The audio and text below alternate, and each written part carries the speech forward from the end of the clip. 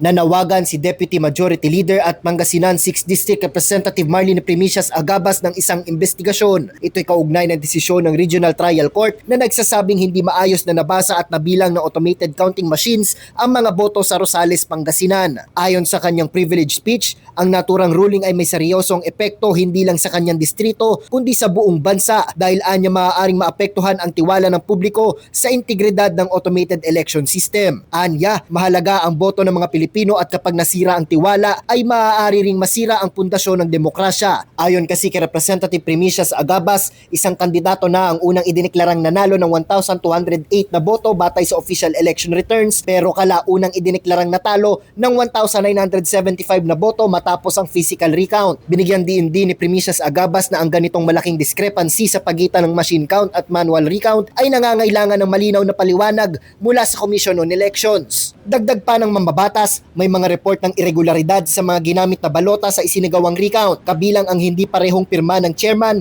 pagkakaiba sa microtext, hindi maayos na COMELEC logo at mga dagdag na boto na umano'y walang katumbas na voter verified paper audit trail. Nagpahayag din ang mambabatas ng pagkabahala sa pagtanggi ng Korte Suprema na i-decrypt ang ballot images na ayon sa Korte Suprema ay may parehong bigat para maging ebidensya. Nanawagan din ang mambabatas sa COMELEC at National Bureau of Investigation na magsagawa ng masusing investigasyon upang matukoy kung nagkaroon ng pagkakamali sa automated counting machines o kung may nangyaring manipulasyon sa mga balota.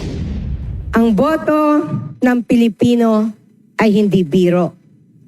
It is the currency of our democracy, the voice of our sovereignty, the hope of our future. Para sa totoong balita sa Bagong Pilipinas, Jap Regala, 13 sa tanghali ng Congress TV.